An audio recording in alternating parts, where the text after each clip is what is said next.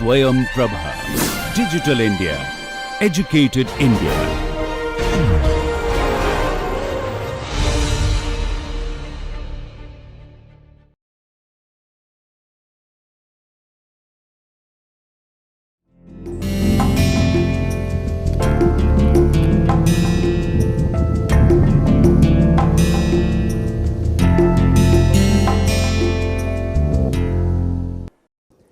नमस्कार, मैं श्रेष्ठ एक बार फिर से आप सभी का इस लेक्चर सीरीज़ में स्वागत करता हूं।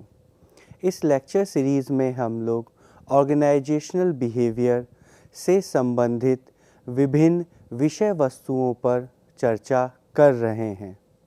मैं वर्तमान समय में बनारस हिंदू यूनिवर्सिटी के मनोविज्ञान विभाग में एज ए असिस्टेंट प्रोफेसर कार्यरत हूँ।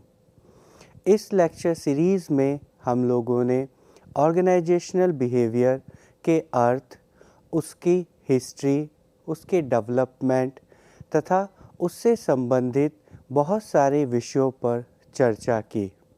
जैसा हमने मोटिवेशन, लर्निंग जैसे कॉन्सेप्ट्स को ऑर्गेनाइजेशनल बिहेवियर के कॉन्टेक्स्ट में समझा, जाना किस प्रकार ये कॉन्सेप्ट्स हमें ऑर्गेनाइजेशनल बिहेवियर में व्यक्तियों के व्यवहार को समझने में तथा किस प्रकार ऑर्गेनाइजेशन की फंक्शनिंग को इम्प्रूव करने में मदद करते हैं। आज इसी लेक्चर सीरीज़ में हम लोग एक नए विषय के ऊपर चर्चा करने जा रहे हैं। आज हम लोग ऑर्गेनाइजेशनल बिहेवियर के एक महत्वपूर्ण विषय ग्रुप बिहेवियर के बारे में विस्तृत रूप से चर्चा करेंगे और जानेंगे कि किस प्रकार ग्रुप तथा ग्रुप डायनेमिक्स और ग्रुप से संबंधित व्यवहार ऑर्गेनाइजेशन की फंक्शनिंग को सुचारू रूप से चलाने के लिए आवश्यक हैं। इनका क्या अर्थ है और किस प्रकार ये ऑर्गेनाइजेशनल बिहेवियर में एक महत्वपूर्ण भूमिका अदा करते हैं। तो आज के इस लेक्चर का टाइटल है understanding group behaviour in organisation, अर्थात संगठन में समूह व्यवहार के बारे में जानना और उसे समझना। तो इस लेक्चर की शुरुआत हम लोग यह समझकर करेंगे कि ग्रुप किसे कहते हैं। हम लोगों ने लास्ट के लेक्चर्स में ग्रुप के बारे में शॉर्ट में डिस्कशन किया था। आज हम लोग उसी डिस्कशन को आगे बढ़ाते हुए ग्रुप के बारे में विस्तृत रूप से चर्चा करेंगे। हम लोगों ने कम्युनिकेशन के लेक्चर में ग्रुप की जो आधारभूत भूमिका है या उसकी संरचना है, उसके बारे में पहले ही चर्चा की गई है। आज हम लोग ग्रुप तथा ग्रुप बिहेवियर को विस्तृत रूप से चर्चा करेंगे।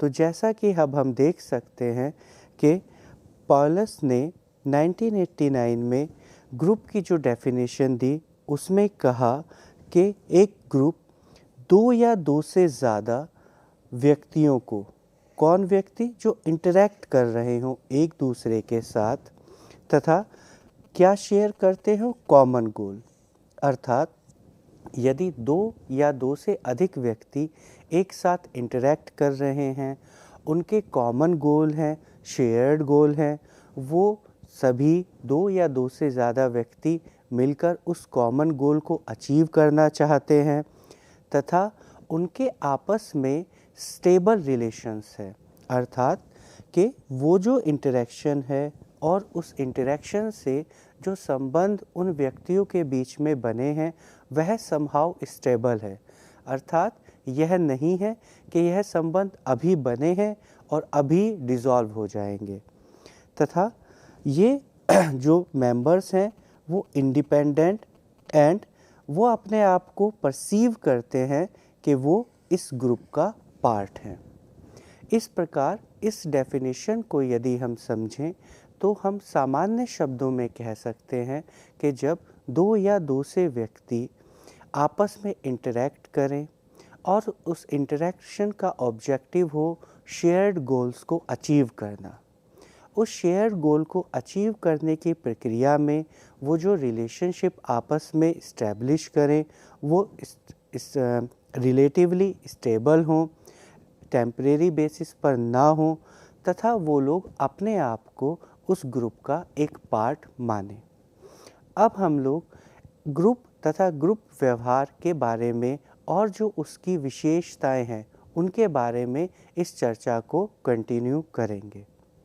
तो यहाँ हम देख सकते हैं कि समूह के अर्थ और प्रकृति में जो एक महत्वपूर्ण प्रकृति है वह है यूनिफाइड यूनिट, अर्थात वो जो इंडिविजुअल्स हैं वो मिलकर एक यूनिफाइड यूनिट मतलब एक ग्रुप को बना रहे हों।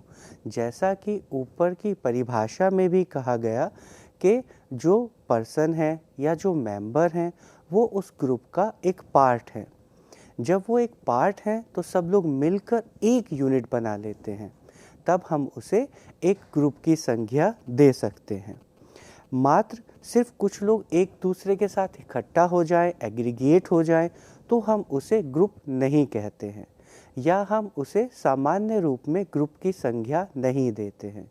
जैसा कि आपने अपने आसपास देखा होगा कि यदि कोई एक्सीडेंट हो जाए या कुछ ऐसा इवेंट हो जाए तो बहुत से लोग मिलकर एक भीड़ एकत्र कर देते हैं। वहाँ भी वे लोग एक दूसरे के साथ इंटरेक्ट कर रहे होते हैं, लेकिन चूँकि वो एक यूनिफाइड यूनिट के रूप में कार्य नहीं करते हैं तो हम उसे क्राउड या भीड़ की संज्ञा देते हैं, ना ही कि एक समूह की। तो जो समूह की नेक्स्ट कैरेक्टरिस्टिक है वह है सोशल इंटरेक्शन। ये जो ग्रुप है ये एक सोशल इंटरेक्शन के बेसिस पर डेवलप होता है। जैसा परिभाषा में भी कहा गया कि इंटरेक्शन एक महत्वपूर्ण अवयव है किसी भी ग्रुप के व्यवहार का या ग्रुप के निर्माण का। जब हम ऑर्गेनाइजेशन में या सोसाइटी में ग्रुप की बात करते हैं तो हम कहते हैं कि ग्रुप के मेंबर्स एक दूसरे के साथ सोशल इंटरेक्शन के थ्रू जुड़े रहते हैं। यह सोशल इंटरेक्शन उन मेंबर्स को उन ग्रुप्स का मेंबर बनने में, उसमें पार्टिसिपेट करने में, ग्रुप को ज्वाइन करने में, तथा जब ग्रुप का निर्माण हो जाए तो ग्रुप की प्रॉपर फंक्शनिंग के लिए भी सोशल इंटरेक्शन एक महत्वपूर्ण भूमिका अदा करता है। जैसा कि हम लोगों ने परिभाषा में भी देखा कि रिलेशनशिप बहुत ही महत्वपूर्ण है और ग्रुप में या सोसाइटी में किस प्रकार से रिलेशनशिप डेवलप होते हैं जब हम किसी प्रकार का इंटरेक्शन करते हैं। यदि हम दो व्यक्तियों के बीच में किसी प्रकार का कोई इंटरेक्शन ना हो तो इसकी पॉसिबिलिटी नहीं है कि हम लोगों के बीच में कोई रिलेशनशिप डेवलप हो पाएगा और वह कोई एक स्टेबल रिलेशनशिप कहलाएगा। तो उसके बाद जो नेक्स्ट कैरेक्टरिस्टिक है वह है कलेक्टिव एफर्ट। यहाँ पर कलेक्टिव एफर्ट का क्या अर्थ है कि जो इंडिविजुअल्स हैं यह अपनी अपनी भूमिका तो उस ग्रुप में अदा करते ही हैं, तथा ये सभी मिलकर कलेक्टिवली शेयर्ड गोल जो कि एक ग्रुप की एक मेन एसेंशियल कैरेक्टरिस्टिक है, उस शेयर्ड गोल को अचीव करने के लिए ये लोग कलेक्टिवली एफर्ट करते हैं। जैसा यदि हम इस क्लास में एक ग्रुप बनाएं और उस ग्रुप का एक शेयर्ड पर्पस हो कि आप सभी लोगों को मिलकर एक इस पर्टिकुलर टॉपिक पर एक डिटेल्ड असाइनमेंट बनाना है, तो सभी ग्रुप के जो मेंबर्स हैं वो अपना अपना पार्ट प्ले करेंगे उस असाइनमेंट को कंप्लीट करने के लिए, तथा वो लोग कलेक्टिवली एफर्ट प्रोड्यूस करेंगे ताकि वो जो उनका शेयर्ड गोल है, कॉमन गोल है, उस असाइनमेंट को कंप्लीट करने का उसे अचीव कर सके। यदि ग्रुप के मेंबर्स कलेक्टिवली एफर्ट नहीं करेंगे तो बहुत ज़्यादा पॉसिबिलिटी है कि जो शेयर्ड गोल है, जो कॉमन ऑब्जेक्टिव है, वह अचीव ना हो पाए। हो सकता है कि इंडिविजुअल्स अपने अपने पर्सनल कुछ ऑब्जेक्टिव्स को तो अचीव कर ले, लेकिन जो ग्रुप का मेन पर्पस है, कॉमन गोल है, वह कहीं ना कहीं पीछे छूट जाए। उसके बाद जो नेक्स्ट कैरेक्टरिस्टिक है वह है एग्रीमेंट एंड डिसएग्रीमेंट। अर्थात जो ग्रुप के मेंबर्स हैं उनके बीच में बहुत सारी वस्तुओं को लेकर, बहुत सारे फैक्ट्स को लेकर, बहुत सारे नॉर्म्स या अपने अपने पर्सपेक्टिव्स को लेकर एग्रीमेंट होते हैं तथा आपस में एक दूसरे के प्रति डिसएग्रीमेंट भी होते हैं। यदि हम कह रहे हैं कि ये सभी व्यक्ति एक ग्रुप के मेंबर हैं, तो इसका अर्थ है कि कुछ वस्तुओं को लेकर, कुछ बातों को लेकर इन मेंबर्स के आपस में कुछ एग्रीमेंट्स होंगे तथा कुछ डिसएग्रीमेंट होंगे। अर्थात ग्रुप की यही कैरेक्टरिस्टिक है जहाँ पर एग्रीमेंट और डिसएग्रीमेंट दोनों की पॉसिबिलिटी मौजूद हो।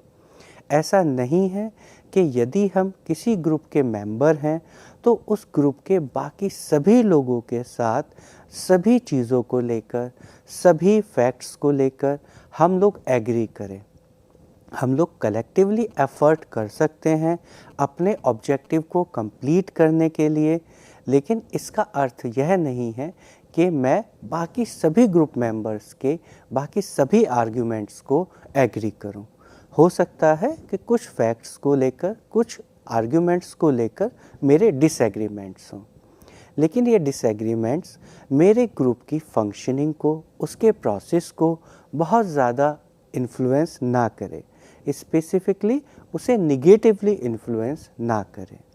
उसके बाद जो नेक्स्ट नेचर या कैरेक्टरिस्टिक है वह है संरचना। अर्थात जो ग्रुप होता है उसकी अपनी एक बेसिक स्ट्रक्चर होता है, और यह स्ट्रक्चर किस बात पर इस्टेब्लिश होता है कि जो डिफरेंट मेंबर्स हैं, ग्रुप के डिफरेंट मेंबर्स हैं, उनके क्या रोल्स हैं, क्या रेस्पॉन्सिबिलिटीज़ हैं तथा वो किस प्रकार एक दूसरे से इंटरेक्ट कर रहे हैं। उनके रोल्स, उनकी रेस्पॉन्सिबिलिटीज़, उनका इंटरेक्शन एक धीरे धीरे एक संरचना को जन्म देता है, और यह संरचना उस ग्रुप की फंक्शनिंग को प्रॉपरली करने में हेल्प करती है।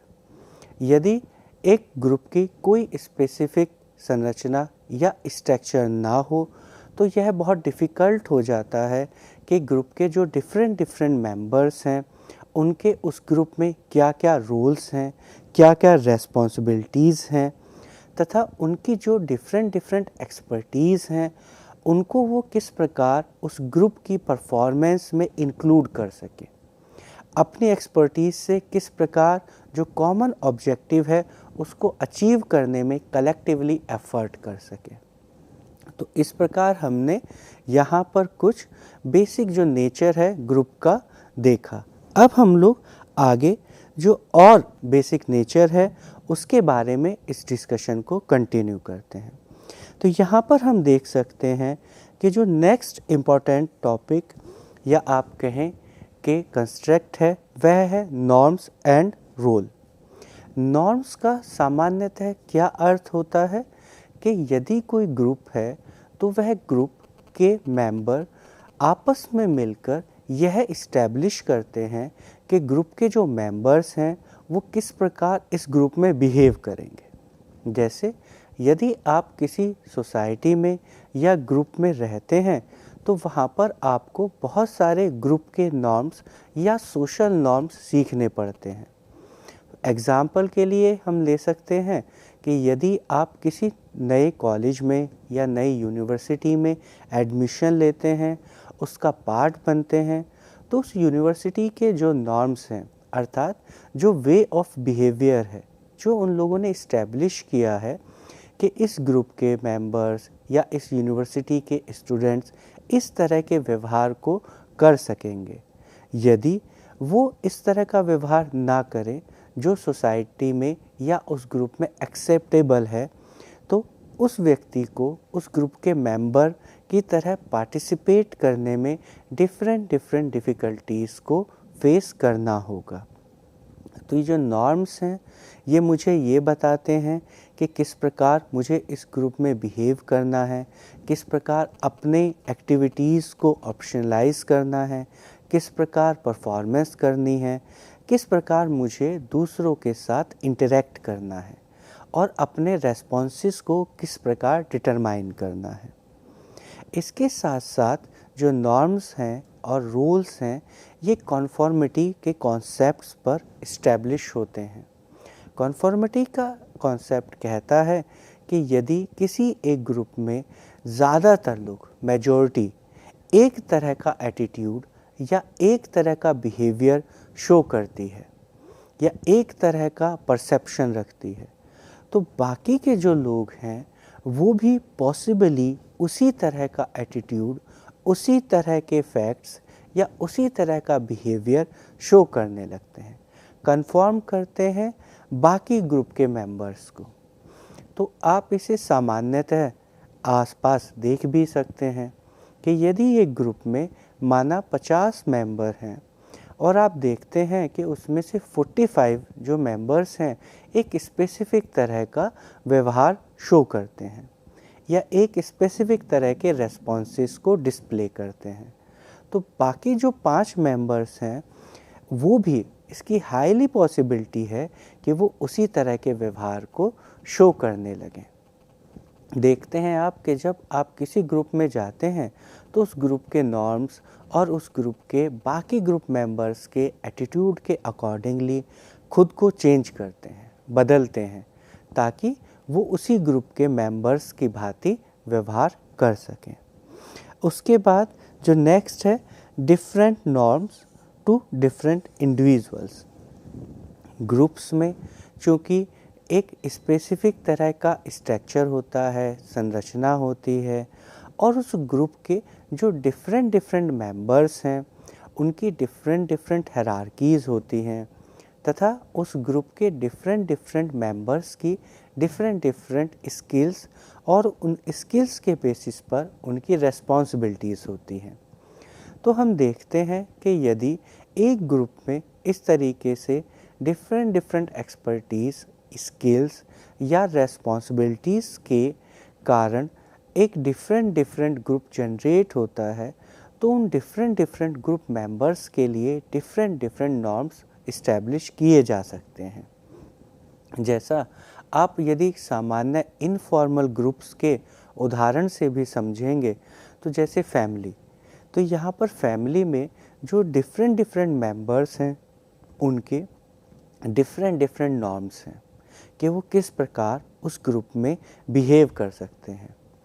तो नॉर्म्स में हालांकि कन्फॉर्मिटी तथा यूनिफॉर्मिटी होती है, लेकिन डिफरेंट रेस्पॉन्सिबिलिटीज़ और एक्सपर्टीज़ के कारण तथा डिफरेंट हायरार्कीज़ के कारण डिफरेंट मेंबर्स को डिफरेंट नॉर्म्स इस्टेब्लिश किए जा सकते हैं और वह व्यक्ति उन इस्टेब्लिश नॉर्म के अनुसार उस ग्रुप में बिहेव करता है। अब इसके बाद जो एक नेक्स्ट नेचर है या कैरेक्टरिस्टिक है वह है सोशलाइजेशन। सोशलाइजेशन का हमारे समाज में, हमारी ऑर्गेनाइजेशंस में, हमारे ग्रुप्स में एक बहुत ही महत्वपूर्ण योगदान होता है। तो यदि आप स्वयं के बारे में देखेंगे, अपने बारे में जानने का प्रयास करेंगे, तो आप देखेंगे कि आपने बहुत सारी स्किल्स, बहुत सारी नॉलेज, बहुत सारी लर्निंग सोशलाइजेशन के थ्रू ही प्राप्त की है। आपने किसी ग्रुप में रहते रहते धीरे धीरे उस ग्रुप के बारे में बहुत सारी जानकारी एकत्र की और धीरे धीरे इसी सोशलाइजेशन के प्रोसेस के थ्रू उस ग्रुप का एक इंटीग्रल पार्ट आप बनते चले जाते हैं। तो यदि देखिए, हम अगर इंडिया से बिलोंग करते हैं तो इंडिया का एक स्पेसिफिक कल्चर है, स्पेसिफिक कल्चरल नॉर्म्स हैं और ये जो कल्चरल नॉर्म्स हैं ये हम लोगों ने बाय सोशलाइजेशन, जैसे जैसे हम लोगों का फिज़िकल डेवलपमेंट होता रहा, साइकोलॉजिकल डेवलपमेंट होता रहा, उसी प्रकार हम लोगों का सोशल डेवलपमेंट भी होता रहा और इस सोशल डेवलपमेंट में हम लोगों ने सोशलाइजेशन के through Indian culture, Indian context की जो विभिन्न विशेषताएं हैं उनके बारे में जानकारी प्राप्त की, उन्हें सीखा और धीरे धीरे उनको फॉलो करते करते अब वो हमारे व्यवहार का एक इंटीग्रल पार्ट बन गई हैं। तो हम चाहे ना चाहें, हम कॉन्शियसली अनकॉन्शियसली अपनी सोशलाइजेशन के प्रोसेस से जो चीज़ें हमने लर्न की हैं उसी प्रकार का व्यवहार हम शो करते हैं। तो टेक्निकली सोशलाइजेशन हमें किसी भी सोसाइटी या ग्रुप में रहने के लिए या उस ग्रुप का एक पार्ट बनने के लिए स्पेसिफिक एक्सपर्टीज़, नॉलेज या स्किल्स की आवश्यकता होती है, हम लोग सोशलाइजेशन में उन्हीं चीज़ों के बारे में सीखते हैं। आप यह इस उदाहरण के साथ समझ सकते हैं कि जब कोई बाहर से, कोई विदेश से माना हमारी कंट्री में रहने के लिए आता है, तो उसे इंडियन कल्चर के बारे में बहुत सारी जानकारियाँ नहीं होती हैं। तो वो अपने कल्चर में, अपने सोशलाइजेशन के प्रोसेस में जिस प्रकार से चीज़ों को लर्न किया होता है उसी प्रकार से व्यवहार करता है। लेकिन जब वो एक नई कंट्री में, एक नए कल्चर में आता है तो धीरे धीरे उस कल्चर से उसका ओरिएंटेशन होता है, उसका इंटरेक्शन होता है उस तरह की सिचुएशंस से जो शायद उसने अपने कल्चर में कभी फेस ना की हों, या यदि फेस की हों तो उनके कल्चर में, उन सिचुएशंस में जो व्यवहार करने का तरीका है वो क्वाइट पॉसिबल, बहुत अधिक संभावना है कि डिफरेंट हो। लेकिन जब वो नए कल्चर में आता है तो वह यह सीखता है कि इस तरह की सिचुएशंस में, इस तरह के स्टिमुलस को यदि हम फेस करते हैं तो हमें किस प्रकार रेस्पॉन्स करना है। ऑर्गेनाइजेशन में भी सोशलाइजेशन का एक महत्वपूर्ण योगदान है, क्योंकि जब भी कोई नया कर्मचारी किसी नई ऑर्गेनाइजेशन को ज्वाइन करता है तो उसके पास कुछ एक्सपर्टीज़, कुछ स्किल्स होती हैं जिससे वो अपनी रेस्पॉन्सिबिलिटीज़ तथा ड्यूटीज़ को पूरा कर पाता है।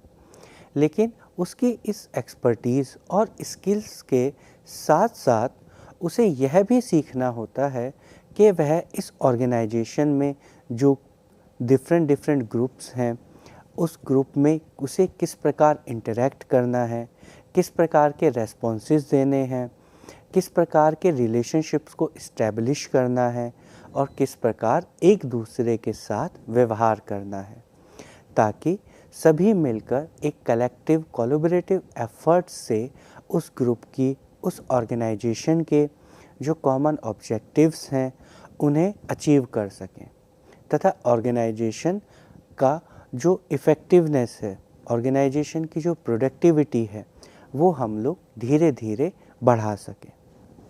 सोशलाइजेशन के बाद अब हम लोग ऑर्गेनाइजेशनल रोल तथा इंटरडिपेंडेंस, इसका अर्थ हुआ कि ऑर्गेनाइजेशन में हम लोगों को जो डिफरेंट रोल्स या रेस्पॉन्सिबिलिटीज़ दी जाती हैं वह क्या है, हमारी ऑर्गेनाइजेशन में क्या भूमिका है, क्या कार्य हैं और किस प्रकार ये भूमिकाएं आपस में या व्यक्ति आपस में इंटरडिपेंडेंट होते हैं।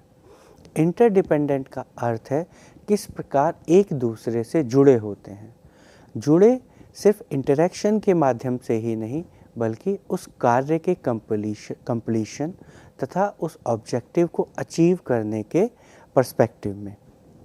तो यहाँ पर हम लोगों ने देखा कि कॉमनली 4 तरह के इंटरडिपेंडेंस बताए गए हैं, जिसमें पहला है पूल्ड इंटरडिपेंडेंस, दूसरा है सीक्वेंशनल इंटरडिपेंडेंस, रेसिप्रोकल इंटरडिपेंडेंस तथा कॉम्प्रिहेंसिव इंटरडिपेंडेंस।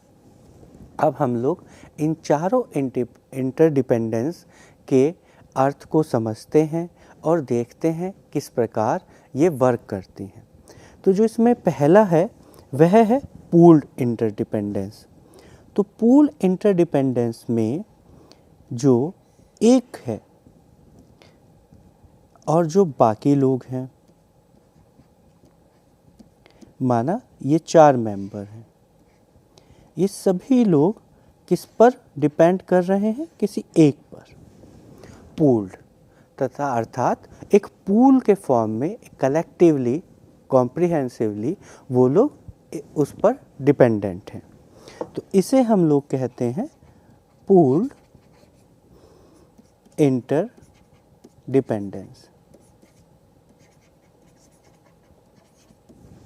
जो सेकंड है वह है सीक्वेंशनल।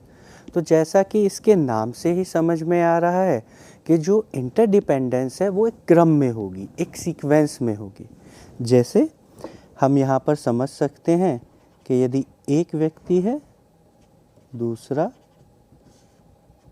थर्ड, फोर्थ, तो यहाँ पर जो इंटरडिपेंडेंस है वो एक सीक्वेंस में आगे चल रही है। तो जो फर्स्ट है उसका इंटरडिपेंडेंस सेकंड पर, सेकंड का थर्ड पर, तो एक क्रम के रूप में हमारा जो रोल्स हैं वो इंटरडिपेंडेंट हैं। इसीलिए हम लोग इसे क्या कहते हैं? सीक्वेंशनल। अब थर्ड है रेसिप्रोकल। रेसिप्रोकल का क्या अर्थ होता है? एक दूसरे के साथ आदान प्रदान। तो यहाँ पर क्या होगा? माना अगर ये 4 है मेरे पास, तो वो लोग आपस में एक दूसरे के रेसिप्रोकल इंडिपेंडेंस शो करते हैं। तो जैसा हम लोगों ने EMES की लेक्चर सीरीज़ में सीखा था कि यहाँ कोरिलेशन में क्या होता था कि जो एक वेरिएबल है वो दूसरे वेरिएबल के साथ उतना ही कोरिलेट करता है जितना वो वेरिएबल, माना यहाँ A है और B है, तो A और B का कोरिलेशन वही होगा जो B और A का है। इसी प्रकार यहाँ पर जो इंटरडिपेंडेंस है वो A और B यदि हैं तो A और B की वही इंटरडिपेंडेंस होगी जो B और A की है। उसके बाद है कॉम्प्रिहेंसिव। तो कॉम्प्रिहेंसिव अर्थात कि हम पूरा एक दूसरे पर निर्भर करते हैं, कॉम्प्रिहेंसिव फॉर्मेट में, सभी एक दूसरे के साथ। तो जैसा यदि हमारे पास यहाँ पर 4 हैं तो वो सभी एक दूसरे से इंटरडिपेंडेंट हैं कॉम्प्रिहेंसिवली। तो इस प्रकार लिटरेचर में ये 4 तरह के इंटरडिपेंडेंस के बारे में चर्चा की गई है।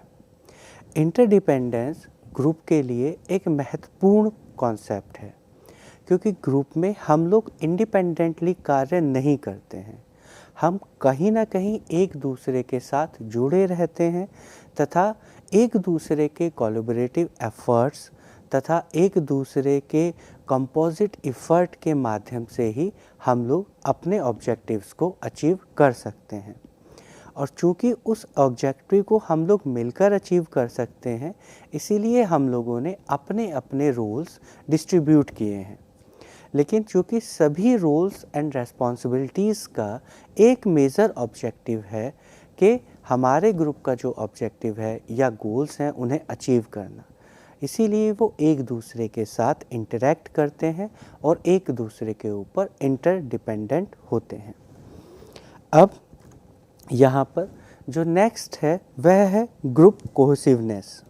ग्रुप कोहेसिवनेस का अर्थ है कि ग्रुप के जो मेंबर्स हैं वो एक दूसरे के साथ कितने ज़्यादा जुड़े हुए हैं, उनका एक दूसरे के साथ कितना अच्छा कोऑर्डिनेशन है, कितना अच्छा सामंजस्य है और वो कितने अच्छे से एक साथ मिलजुल कर किसी भी कार्य को करते हैं। तो आप सामान्यतः देखते होंगे कि यदि 2 या 2 से ज़्यादा लोग मिलकर एक दूसरे के साथ बहुत कोहेसिवली काम करते हैं, उनका कोहेसिवनेस बहुत ज़्यादा होती है, तो जो उनकी ग्रुप की जो परफॉर्मेंस होती है वो बहुत अच्छी होती है। तो एक उदाहरण के लिए हम यहाँ पर देख सकते हैं कि यदि एक क्लास में 50 स्टूडेंट हैं और हमने उन्हें 4 या 5 ग्रुप्स में डिस्ट्रीब्यूट करना है, तो और बाद में ये देखना है कि किस ग्रुप की कैसी परफॉर्मेंस थी, तो आप पाएंगे कि जिस ग्रुप में कोहेसिवनेस बहुत ज़्यादा थी, जो मेंबर्स एक दूसरे के साथ मिलजुल कर कार्य कर रहे थे, एक दूसरे के साथ मिलजुल कर कार्य करना पसंद कर रहे थे, एक दूसरे के साथ कार्य करने में एंजॉय कर रहे थे, उनकी जो परफॉर्मेंस है वो उन ग्रुप्स के अपेक्षाकृत अच्छी होगी जहाँ पर जो कोहेसिवनेस है वो कम है। तो अगर ग्रुप कोहेसिवनेस अच्छी होगी, ज़्यादा होगी, तो इसकी पॉसिबिलिटी बहुत अधिक है कि जो ग्रुप का जो परफॉर्मेंस है वो इम्प्रूव होगा। अब ग्रुप कोहेसिवनेस को कौन कौन से फैक्टर्स डिटरमाइन करते हैं, जिसमें पहला है क्लोजनेस। क्लोजनेस का अर्थ है कि एक दूसरे के साथ वो लोग कितना मिला जुला फील करते हैं, कितना क्लोज फील करते हैं। जैसा आप सामान्यतः आसपास एक दूसरे को इंट्रोड्यूस करते हुए भी बताते होंगे कि ये मेरे बहुत क्लोज फ्रेंड हैं। तो क्लोज फ्रेंड का क्या यहाँ पर आप इंटरप्रिटेशन देते हैं कि कभी आवश्यकता पड़ने पर यह मेरी मदद करते हैं। यदि मेरे पास कुछ ऐसा है जिसे मुझे शेयर करना है तो इनके साथ शेयर कर सकता हूँ, मुझे इनके ऊपर ट्रस्ट है। मैक्सिमम टाइम पर हम लोग एक दूसरे के साथ रहना, इंटरेक्ट करना पसंद करते हैं। तो इस प्रकार की नेचर का जो रिलेशन होता है उसे हम कहते हैं क्लोजनेस। उसके बाद है अट्रैक्टिवनेस। क्लोजनेस के ही सिमिलर ये कॉन्सेप्ट है अट्रैक्टिव, अर्थात आपके जो ग्रुप मेंबर्स हैं उनका एक दूसरे के प्रति अट्रैक्शन हो, एक दूसरे के प्रति झुकाव हो। जैसे यदि मेरा किसी व्यक्ति या एक ग्रुप के डिफरेंट मेंबर्स को लेकर अट्रैक्शन है तो मैं उन लोगों के साथ काम करना या मैं उन लोगों को यदि पसंद करता हूँ तो मैं उन लोगों के साथ मिलजुल कर कार्य करना पसंद करूँगा। तो जो मेरा ग्रुप कोहेसिवनेस है वो इंक्रीज़ होगा। उसके बाद है म्यूचुअल सपोर्ट। म्यूचुअल सपोर्ट का क्या अर्थ है, अर्थात यदि आज मुझे किसी चीज़ की आवश्यकता है तो आप मेरी मदद कर रहे हैं, कल को यदि या अभी दूसरी पोजीशन में, दूसरी सिचुएशन में आपको मेरी आवश्यकता है तो मैं आपकी मदद कर रहा हूँ। अर्थात जो सपोर्ट है वो वन वे ना होकर म्यूचुअल सपोर्ट है। तो आप लोग एक दूसरे के बारे में डिस्कशन करते हुए बताते होंगे कि हम लोग एक दूसरे की बहुत मदद करते हैं। तो उससे क्या हुआ, अब हम लोगों के जो रिलेशनशिप हैं वो बहुत ज़्यादा स्ट्रॉन्ग हुए क्योंकि हम लोगों ने एक दूसरे की म्यूचुअली हेल्प की। उसके बाद कॉमनलिटीज़। कॉमनलिटीज़ का अर्थ है कि जो डिफरेंट ट्रेट्स हैं, कैरेक्टरिस्टिक्स हैं, एटीट्यूड हैं, आइडियोलॉजीज़ हैं, वो एक दूसरे से कॉमन हों। तो आप देखेंगे कि कभी यदि आपको कोई ग्रुप बनाना होता है या आप कोई ग्रुप फॉर्म करते हैं तो उस समय कॉमनली ये एक बेसिक कैरेक्टरिस्टिक होती है किसी भी ग्रुप को इस्टेब्लिश करने की। तो एक जैसी सिमिलरिटी, कॉमनलिटीज़ वाले लोग मिलकर एक ग्रुप बना लेते हैं। क्यों? क्योंकि उन कम्युनिटीज़ के माध्यम से उनके अंदर कोहेसिवनेस की फीलिंग आती है, एक दूसरे के साथ जुड़ाव की फीलिंग आती है, जुड़ने का परसेप्शन होता है और एक दूसरे के साथ सोशल इंटरेक्शन करना इजी हो जाता है। यदि एक दूसरे के साथ कम्युनिटीज़ नहीं हैं, मेरे और दूसरे के बीच में बहुत ज़्यादा आइडियोलॉजिकल डिफरेंसेस हैं, कोई ऐसी कैरेक्टरिस्टिक नहीं है जहाँ पर हम दोनों के बीच में कॉमन कुछ पर्सपेक्टिव हो, तब पॉसिबिलिटी है कि ग्रुप में जब हम लोग व्यवहार करें तो हम लोगों का बिहेवियर ग्रुप बिहेवियर के पर्सपेक्टिव को सपोर्ट ना करे, वो एक इंडिविजुअल बिहेवियर या इंडिविजुअल ऑब्जेक्टिव को ज़्यादा फोकस करे। उसके बाद जो नेक्स्ट कॉन्सेप्ट है वह है inter group differences and conflict. Differences और कॉन्फ्लिक्ट, इनको लेकर ऑर्गेनाइजेशन में या सामान्यतः समाज में एक नेगेटिव पर्सपेक्टिव है। कॉन्फ्लिक्ट हुआ बहुत गलत हुआ, डिफरेंसेस हैं बहुत गलत हैं। जबकि आप सामान्यतः यदि देखेंगे तो पाएंगे कि डिफरेंसेस और कॉन्फ्लिक्ट बहुत ही एक नेचुरल प्रोसेस है। ऐसा होना बहुत ही आइडियोलॉजिकल होगा कि मेरे और मेरे ग्रुप मेंबर्स या सभी ग्रुप मेंबर्स के आपस में कोई भी डिफरेंसेस ना हो, सभी लोग एक जैसा सोचते हों, सभी लोग एक जैसा कार्य करते हों, सभी लोगों की पसंद नापसंद एक जैसी हो। यह जब ही पॉसिबल है जब हम सभी को किसी एक स्पेसिफिक कंप्यूटर प्रोग्राम के द्वारा ही निर्मित किया गया हो।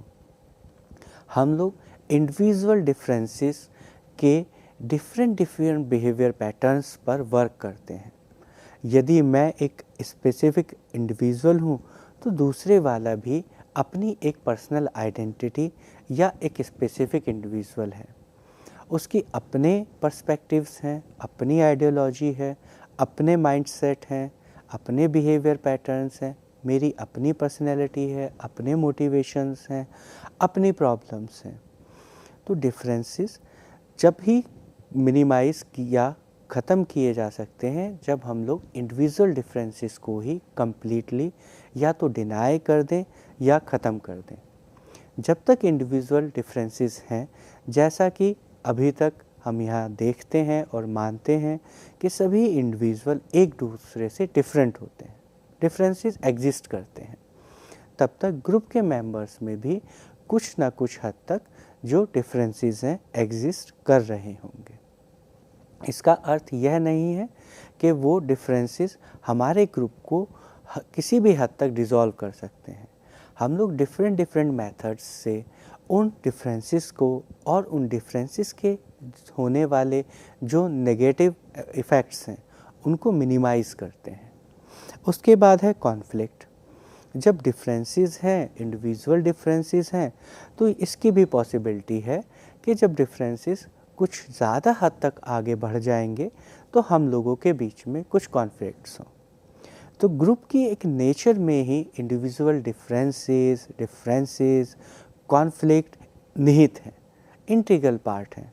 तो ग्रुप्स को जब भी पढ़ना हो, समझना हो, ग्रुप बिहेवियर को समझना हो, तो उसके लिए बहुत आवश्यक है कि हम लोग इंडिविजुअल डिफरेंसेस से होने वाले डिफरेंट कॉन्फ्लिक्ट के मीनिंग, कॉन्फ्लिक्ट के नेचर और कॉन्फ्लिक्ट को हम लोग किस तरीके से रिजॉल्व कर सकते हैं, इसके बारे में विस्तृत रूप से अध्ययन करें। आगे के लेक्चर्स में हम लोग कॉन्फ्लिक्ट और कॉन्फ्लिक्ट रिजोल्यूशन के ऊपर विस्तृत रूप से चर्चा करेंगे। अब नॉट कंसिस्टेंटली रॉन्ग और बैड, जैसा हम लोगों ने अभी कहा कि हमेशा ज़रूरी नहीं है कि जो कॉन्फ्लिक्ट हैं या डिफरेंसेस हैं हमेशा एक बुरा ही प्रभाव डालें। कई बार ये कॉन्फ्लिक्ट्स, ये डिफरेंसेस ग्रुप तथा ग्रुप मेंबर्स के डेवलपमेंट के लिए भी काम में आते हैं। फॉर एग्ज़ाम्पल, यदि आज हमारे ग्रुप में कोई एक स्पेसिफिक तरह की नॉर्म है या एक डिफरेंट या स्पेसिफिक तरह का बिहेवियर पैटर्न को हम लोगों ने एक्सेप्ट किया है, या अभी हमारे ग्रुप के पास ये एक स्पेसिफिक तरह की नॉलेज है, लेकिन अब हमारे ग्रुप में कुछ मेंबर्स आए और उनके हमसे डिफरेंट ओपिनियंस हैं। क्वाइट पॉसिबल उनके पास हमसे ज़्यादा नॉलेज है, जो टेक्नोलॉजिकल चेंजेस बाहर हो रहे हैं उनके बारे में ज़्यादा इन्फॉर्मेशन है।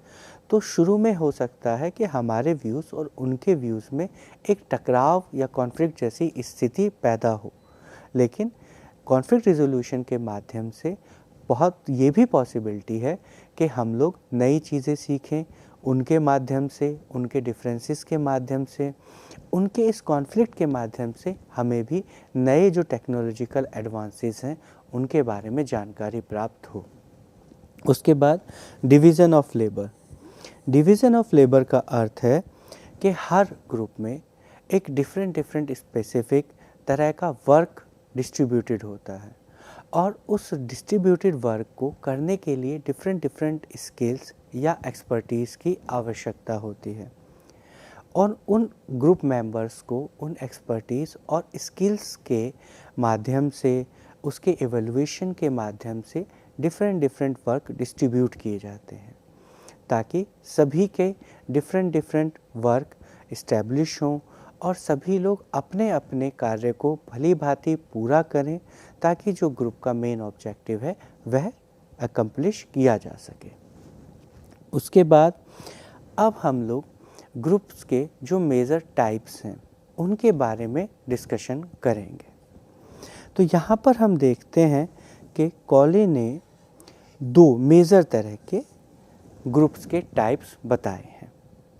उनमें से उन्होंने जो पहला टाइप बताया वह है प्राइमरी या प्राथमिक ग्रुप समूह, दूसरा सेकेंडरी या माध्यमिक समूह। ये दोनों समूह अपने अपने फंक्शंस और कैरेक्टरिस्टिक्स के आधार पर एक दूसरे से डिफरेंट है। तो यहाँ पर हम देखते हैं कि जो प्राइमरी ग्रुप है ये नंबर्स में स्मॉल लिखा है, अर्थात यहाँ जो ग्रुप का साइज़ है वो स्मॉल होगा, अर्थात नंबर ऑफ ग्रुप मेंबर्स जो होंगे वो कम होंगे कंपैरेटिवली सेकेंडरी ग्रुप के टाइप के। सेकेंड, प्राइमरी ग्रुप्स में जो इंटरेक्शन है, जो सोशल इंटरेक्शन होता है वह फेस टू फेस होता है, अर्थात प्राइमरी ग्रुप के मेंबर्स एक दूसरे के साथ फेस टू फेस इंटरेक्शन करते हैं, फेस टू फेस एक दूसरे के साथ बिहेव करते हैं, मिलते जुलते हैं, फिज़िकली इंटरेक्शन होता है, फिज़िकली रिलेशनशिप डेवलप होते हैं, अर्थात हम लोग एज ए ह्यूमन बीइंग एक दूसरे के साथ इंटरेक्शन करते हैं। उसके बाद यह जो होता है यह लॉन्ग टर्म इंटरेक्शन या लॉन्ग टर्म रिलेशनशिप पर बेस्ड होते हैं, अर्थात ये जो ग्रुप्स होते हैं ये लंबे समय तक बने रहते हैं और लंबे समय तक मिलजुल कर एक कार्य को करते हैं। प्राइमरी ग्रुप्स इमोशनल नीड को फुलफिल करने के पर्सपेक्टिव से बनाए जाते हैं, अर्थात ये जो प्राइमरी ग्रुप्स होते हैं ये हमारी या व्यक्तियों की जो इमोशनल नीड है उनको फुलफिल करते हैं। उसके बाद एक्सप्रेसिव फंक्शंस, एक्सप्रेसिव फंक्शन अर्थात जो हमारे एक्सप्रेशंस हैं, जो हमारे इमोशंस हैं उनको एक्सप्रेस करते हैं हम लोग प्राइमरी ग्रुप्स में।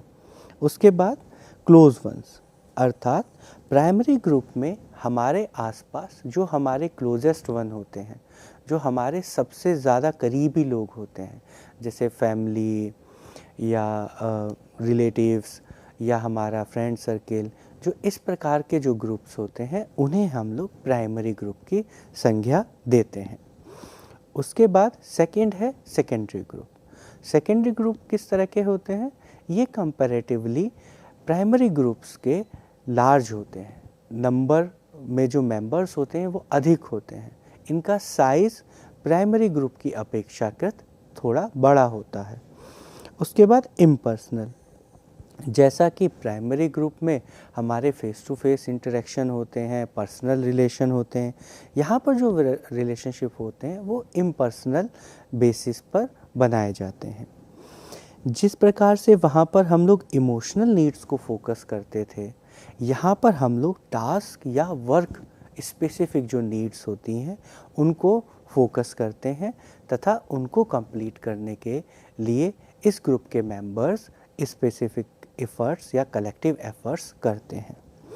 उसके बाद इंस्ट्रूमेंटल फंक्शन, अर्थात यहाँ पर इमोशनल बॉन्डिंग से ज़्यादा टास्क का कंप्लीशन, टास्क या ऑब्जेक्टिव्स का अकम्प्लिशमेंट ज़्यादा इम्पॉर्टेंट है। तो ये लोग इमोशनल से ज़्यादा इंस्ट्रूमेंटल जो फंक्शंस होते हैं उन पे ज़्यादा फोकस करते हैं इस ग्रुप में। उसके बाद जैसे वर्क प्लेस में ग्रुप, आपके वर्क ग्रुप, आपके ऑर्गेनाइजेशंस में जो आपके ग्रुप्स बने हैं तो वहाँ पर क्या मेजर क्राइटेरिया है ग्रुप का? टास्क का कंप्लीशन। उसके साथ साथ वहाँ पर भी पॉसिबिलिटी है कि आप अपने इमोशनल एक्सप्रेशन या इमोशनल बॉन्डिंग को भी क्रिएट करते हैं, डेवलप करते हैं, लेकिन जो मेजर फोकस है, मेजर फंक्शन है, वह है ऑर्गेनाइजेशन की फंक्शनिंग टास्क जो हमें वहाँ पर कंप्लीट करने के लिए दिए गए हैं। उसके बाद जो और डिफरेंट टाइप्स ग्रुप्स के बताए गए हैं उसमें है फॉर्मल ग्रुप्स तथा इनफॉर्मल ग्रुप्स। जैसा कि नाम से ही आप समझ सकते हैं, फॉर्मल ग्रुप जिसमें एक स्पेसिफिक स्ट्रक्चर होता है, जिसे फॉर्मली आप इस्टेब्लिश करते हैं, जो ग्रुप मेंबर्स के रिलेशनशिप हैं उनमें एक स्ट्रक्चर, फॉर्मल स्ट्रक्चर होता है, और जो इनफॉर्मल ग्रुप होते हैं जैसे आपके फ्रेंड सर्किल, आपका एक क्लब, इस तरह के जो आप रिलेशनशिप के लिए एक ग्रुप डेवलप करते हैं वो इनफॉर्मल ग्रुप। फॉर्मल ग्रुप्स के दो और टाइप बताए गए हैं, परमानेंट या कमांड ग्रुप और टेम्परेरी या टास्क ग्रुप। तो जो परमानेंट या कमांड ग्रुप होते हैं ये इस ऑब्जेक्टिव के साथ बनाए जाते हैं कि इन्हें लॉन्ग टर्म के लिए इस्टेब्लिश किया जाए तथा इनके जो फंक्शंस हैं वो लॉन्ग टर्म के जो गोल्स हैं उनको ज़्यादा फोकस करते हैं।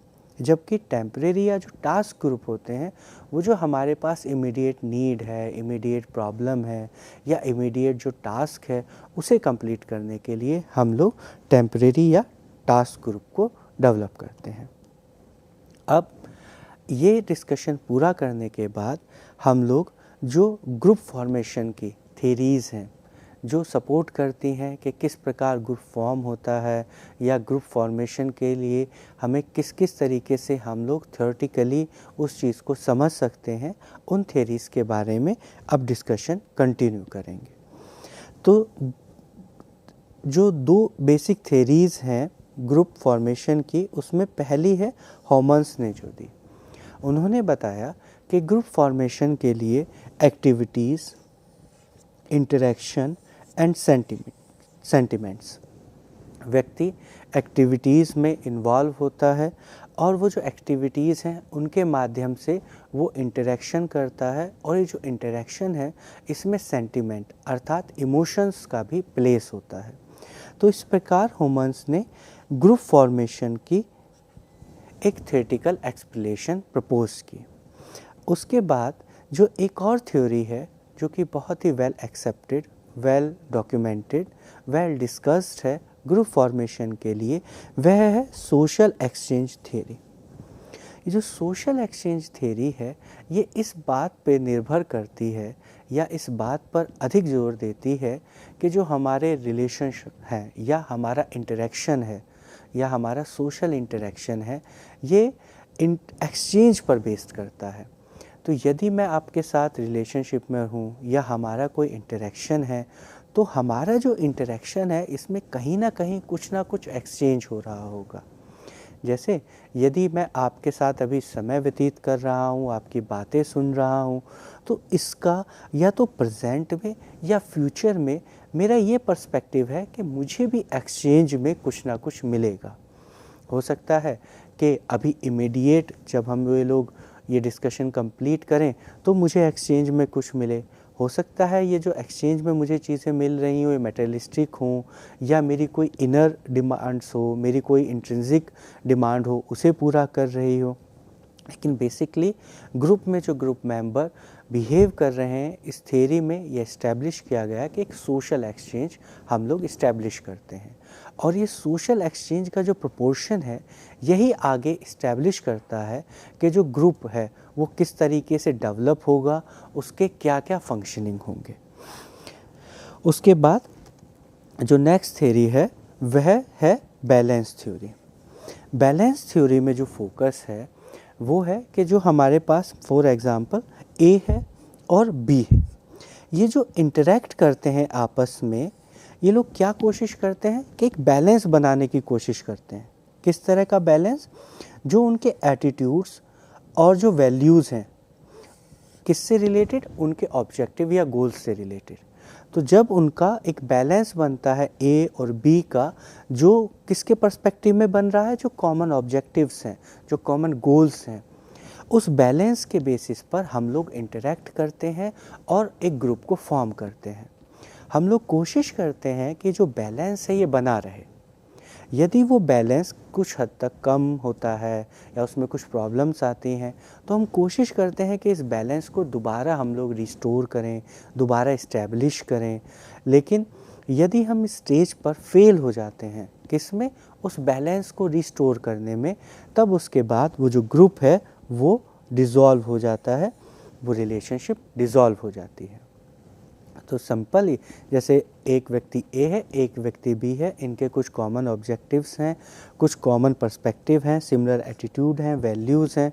इसमें जब तक कोई डिससिमिलरिटी ना आए, बैलेंस बना रहे, तब तक वो ग्रुप, वो रिलेशनशिप चलता है। जैसे ही कुछ वैल्यूज़, कुछ कॉमन ऑब्जेक्टिव्स या शेयर्ड पर्सपेक्टिव में इम्बैलेंस होने लगता है, तो हम कोशिश करते हैं कि उसे दोबारा रिस्टोर करें ताकि अपने रिलेशनशिप को हम लोग बनाए रख सकें। लेकिन यदि हम उसमें फेल हो जाते हैं तो उसके बाद वो रिलेशनशिप ख़त्म हो जाता है, या आप कहें कि डिज़ोल्व हो जाता है। उसके बाद जो नेक्स्ट थ्योरी है सोशल आइडेंटिटी थ्योरी। यह जो थ्योरी है ये मिनिमम ग्रुप स्टडीज़ या एक्सपेरिमेंट जो कि हेनरी ताजफेहल और उसके एसोसिएट्स ने अराउंड 1970s में किए थे, उसके एक आउटकम या उसके एक रिज़ल्ट के रूप में हमें ये थ्योरी मिली। सोशल आइडेंटिटी थ्योरी यह इस्टेब्लिश करती है कि व्यक्तियों का सेल्फ कॉन्सेप्ट, सेल्फ एस्टीम, उनकी आइडेंटिटी कहाँ से मिलती है उन्हें? उस मेंबरशिप से जिसको वो मानते हैं कि हम इस ग्रुप के मेंबर हैं। तो यदि मैं ये मानता हूँ या मेरा ये परसेप्शन है कि मैं ग्रुप ए का मेंबर हूँ, तो मेरा सेल्फ एस्टीम, मेरा सेल्फ कॉन्फिडेंस, मेरा सेल्फ एस्टीम कॉन्सेप्ट और मेरा सेल्फ आइडेंटिटी कहाँ से डेवलप हो रही होगी? उस ग्रुप की मेंबरशिप से। तो यदि आप एक दूसरे से कभी बात करते हैं तो आप देखेंगे कि हम लोग एक दूसरे को जब अपने बारे में बताते हैं तो हम अधिकतर अपने ग्रुप की मेंबरशिप रिप्रेजेंट करते हैं। That I am so and so, I belongs to this, I belongs to this state, I belongs to this nation. तो यहाँ पे जो मेरा सेल्फ कॉन्सेप्ट है ये कहाँ से आ रहा है? वो जो मेरी मेंबरशिप है उस पर्टिकुलर ग्रुप से। तो ये सोशल आइडेंटिटी थ्योरी हमारे ग्रुप फॉर्मेशन को हमें समझने में मदद करती है। इसके बाद अब हम लोग जो 5 स्टेज मॉडल है जो टकमैन ने प्रपोज किया उसके बारे में डिटेल में डिस्कस करेंगे। हम लोगों ने शॉर्ट में इसे कम्युनिकेशन के लेक्चर में भी डिस्कस किया था। अब हम लोग डिटेल में समझते हैं कि जो 5 स्टेजेस हैं ये किस प्रकार से वर्क करती हैं किसी भी एक ग्रुप को फॉर्म करने में। तो जो पहली स्टेज है वो है फॉर्मिंग, अर्थात डेवलपमेंट, निर्माण। जो फॉर्मिंग की स्टेज है, आप देखिए जब किसी भी चीज़ को आप फॉर्म करते हैं या ग्रुप डेवलप होता है तो सबसे पहले क्या होता है? ओरिएंटेशन, अर्थात आप एक दूसरे के बारे में जानते हैं, एक दूसरे के बारे में जानकारी एकत्र करते हैं। तो इस स्टेज में आते हैं ओरिएंटेशन। दूसरा, establishment of knowledge of goals. जानकारी कलेक्ट करने के बाद आप दूसरे से पूछते हैं कि तुम्हारे क्या ऑब्जेक्टिव हैं, मेरे क्या ऑब्जेक्टिव हैं, किस प्रकार हम लोगों के ऑब्जेक्टिव्स कॉमन ऑब्जेक्टिव्स के फॉर्म में आ सकते हैं या हम दोनों के गोल्स कम्प्लीटली इनकम्पैटिबल हैं। तो इस प्रकार से हम लोग गोल्स की या दूसरे लोगों के बारे में जानकारी एकत्र करते हैं। उसके बाद हम लोग क्या करते हैं? एक टेंटेटिवली उस ग्रुप को डेवलप कर लेते हैं। हाँ ठीक है, ये मेरा दोस्त है, हम लोग एक ग्रुप के मेंबर हैं। अभी तक हम लोगों ने उसे वेल इस्टेब्लिश नहीं किया, लेकिन टेंटेटिवली मेंबरशिप हम लोगों ने उसमें प्रोड्यूस की है। यहाँ पर हम लोग एक दूसरे की सेफ्टी और एक दूसरे के अप्रूवल को ज़्यादा फोकस करते हैं। उसके बाद हम लोग ये जानने का प्रयास करते हैं कि किस प्रकार अगर हम इस ग्रुप को फॉर्म करते हैं तो इस ग्रुप में किस प्रकार का एक्सपेक्टेड बिहेवियर होगा, या हम एक दूसरे के जो एक्सपेक्टेड बिहेवियर है उसके बारे में जानकारी एकत्र करते हैं। चूँकि यहाँ पर अभी तक हम लोगों ने बहुत वेल इस्टेब्लिश नहीं किया है तो अनसर्टेनिटी इस्टेब्लिश रहती है, क्योंकि टेंटेटिव फॉर्म में अभी चीज़ें चल रही हैं। उसके बाद हम लोग कोशिश करते हैं कि जो हमारे रोल्स और रेस्पॉन्सिबिलिटीज़ हैं हम उन्हें किसी तरीके से आइडेंटिफाई करें, इस्टेब्लिश करें। कन्फ्यूज़न की स्टेज होती है क्योंकि अभी रोल्स एंड रेस्पॉन्सिबिलिटीज़ को हम लोग इस्टेब्लिश कर रहे हैं। सोशल इंटरेक्शन हाई लेवल पर होता है क्योंकि इस समय हम लोग एक दूसरे के बारे में ज़्यादा से ज़्यादा जानकारी एकत्र करने का प्रयास कर रहे हैं। अभी तक चूँकि ग्रुप पूरी तरह से फॉर्म नहीं हुआ है, हमने नॉर्म्स भी इस्टेब्लिश नहीं किए हैं, तो जो कमिटमेंट है वो कुछ हद तक कम होता है। उसके बाद सेकंड स्टेज जो कहलाती है वो है स्टॉर्मिंग की स्टेज। स्टॉर्मिंग की स्टेज अर्थात जैसे ही अभी छोटा सा ग्रुप वो बन रहा है, फॉर्म हो रहा है, तो जो सबसे पहले प्रॉब्लम्स आती हैं वो आती हैं पावर की, स्टेटस की, किसका क्या रोल होगा, किसकी क्या हायरार्की होगी, किसके पास कितनी पावर होगी, किसका क्या स्टेटस होगा। तो स्टॉर्मिंग की जो स्टेज है इसमें हम लोग पावर को लेकर, स्टेटस को लेकर स्ट्रगल करते हैं। इस्टेब्लिश करने से पहले एक दूसरे के साथ कन्फ्रंटेशन ज़्यादा होता है ताकि हम लोग मैक्सिमम स्टेटस, पावर को ओन कर सकें। आर्ग्यूमेंट्स होते हैं, आर्ग्यूमेंट कि नहीं मुझे ये चाहिए, तुम्हें ये चाहिए। लैक ऑफ कंसेंसस बहुत कम होता है। क्यों? क्योंकि अभी हम लोग स्टॉर्म करने की कोशिश कर रहे हैं चीज़ों को। एक बार जब इस चीज़ से आगे बढ़ेंगे तो हम लोग और वेल इस्टेब्लिश होंगे। रजिस्ट करते हैं एक दूसरे की चीज़ों को लेकर, डिसएग्रीमेंट हाई लेवल पर भी होता है, और जो हमारा बिहेवियर होता है वो रैशनल कम इमोशनल ज़्यादा होता है। इस वाली स्टेज में जहाँ पर डिस्ट्रीब्यूशन के ज़्यादा फंक्शन चल रहे हैं, डिस्कशन हो रहा है, आर्ग्यूमेंट हो रहा है, तो हम लोग रैशनली बिहेव ना करके बहुत ज़्यादा इमोशनल रेस्पॉन्सेस शो करते हैं। इस स्टेज में जो ग्रुप की परफॉर्मेंस है और जो प्रोडक्टिविटी है वो काफ़ी हद तक लो होती है। अब इस स्टेज को हम लोग आगे, इस स्टेज से आगे कैसे बढ़ते हैं, इस स्टेज से कैसे ओवरकम करते हैं, तो उसके लिए इस स्टेज से एडवांस आगे बढ़ने के लिए हमें क्या करना होता है, इंडिविजुअल डिफरेंसेस को एक्सेप्ट करना। जैसा हम लोगों ने पहले भी डिस्कशन किया है कि एक ग्रुप में अगर 10 मेंबर हैं तो 10 के अपने अपने इंडिविजुअल डिफरेंसेस होंगे, उन्हें एक्सेप्ट किया जाए। और हमारा फोकस कॉन्फ्लिक्ट के नेचर पर ना होकर कॉन्फ्लिक्ट के रिजोल्यूशन पर हो कि इसे हम कैसे सॉल्व कर सकते हैं। एक दूसरे की बातों को सुने, एक दूसरे के फीडबैक को एक्सेप्ट करें, और अगर जो लीडर है उसकी लीडरशिप सपोर्टिव हो, लीडर सपोर्ट करे मेंबर्स का। इसके बाद जो थर्ड स्टेज है वो है नॉर्मिंग। जब जैसा हम लोगों ने अभी नॉर्म्स के बारे में डिसाइड किया कि अब हम लोग ये इस्टेब्लिश करेंगे कि ये ग्रुप कैसे बिहेव करेगा, इस ग्रुप के मेंबर्स में क्या रोल्स रिस्पॉन्सिबिलिटीज़ होंगी, क्या स्टैंडर्डाइज वे होगा इस ग्रुप के प्रोसेस का। तो यहाँ पर हम इनिशियली जो कॉन्फ्लिक्ट्स आते हैं उन्हें रिजॉल्व करते हैं, सेटल करते हैं, कोऑपरेशन बढ़ाते हैं, कोलैबोरेशन बढ़ाते हैं, यूनिटी, कंसेंसस को इस्टेब्लिश करने की कोशिश करते हैं, जिससे कि हमारे जो रिलेशनशिप हों वो हारमोनियस रिलेशनशिप की तरह डेवलप हों, डिसएग्रीमेंट कम से कम हो जाएं, और नॉर्म्स और रूल्स एंड रेगुलेशंस को हम लोग इस्टेब्लिश कर सकें। इसके बाद जो नेक्स्ट स्टेज है वह है परफॉर्मिंग की स्टेज अर्थात exact execution of group activities. यहाँ पर हम लोग कोशिश करते हैं कि जो सॉल्यूशन है, कंक्लूजन्स हैं, उन्हें रीच किया जाए, उन्हें पाया जाए, उन्हें इस्टेब्लिश किया जाए।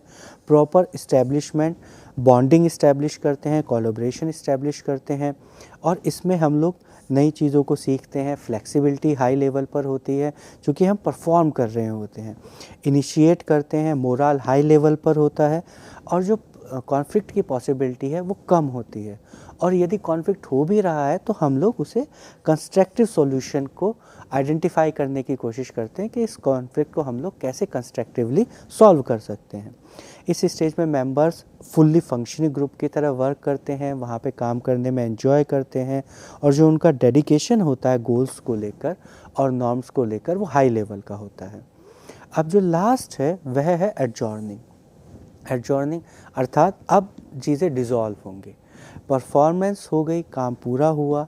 तो अब यहाँ पे जो हाई पॉसिबिलिटी होती है इस स्टेज में कि जो गोल्स हैं वो अकम्प्लिश कर लिए गए हैं, जिसके लिए वो ग्रुप को इस्टेब्लिश किया गया, बनाया गया। अब हम इस स्टेज में क्या करते हैं, फाइनल डॉक्यूमेंटेशन होता है।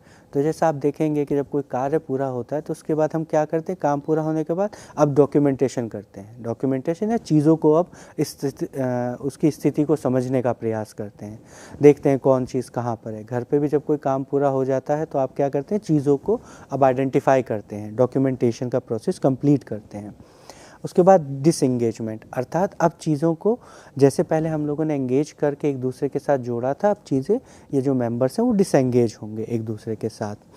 तो ऐसी स्टेज में जब डिसएंगेजमेंट होता है, चीज़ें दूर जाती हैं, चीज़ें अलग अलग होते हैं मेंबर्स, तो बहुत ज़्यादा चांसेस हैं कि जो सैडनेस है, ग्रीफ है, उसकी पॉसिबिलिटीज़ होती हैं या नेगेटिव इमोशंस की पॉसिबिलिटीज़ होती हैं।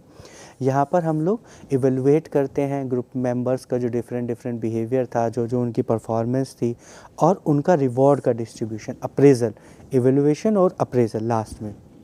और इस बात पे फोकस करते हैं कि नेक्स्ट क्या अपॉर्चुनिटीज़ हो सकती हैं फ्यूचर में, और क्या अपॉर्चुनिटीज़ हो सकती हैं कि मिलजुल कर कार्य करने की। लास्ट में एक्नॉलेजमेंट, तथा इस स्टेज में कई बार कुछ लोगों को रिप्लेस किया जाता है, और अगर वो काम कंप्लीट हो गया है तो वो जो पहला प्रोसेस है, ये पूरा का पूरा प्रोसेस रिपीट होता है। तो ये जो 5 मेजर स्टेजेस हैं ग्रुप डेवलपमेंट की, ये हम लोगों ने आज के इस लेक्चर में कंप्लीट की। तो आज का हम लेक्चर यहीं पर समाप्त करते हैं। हमारे साथ जुड़े रहने के लिए आप सभी का बहुत बहुत धन्यवाद।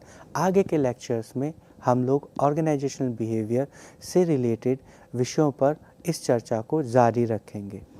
तो आज के इस लेक्चर में हमारे साथ जुड़े रहने के लिए आप सभी का धन्यवाद। Thank you. आपका दिन शुभ हो।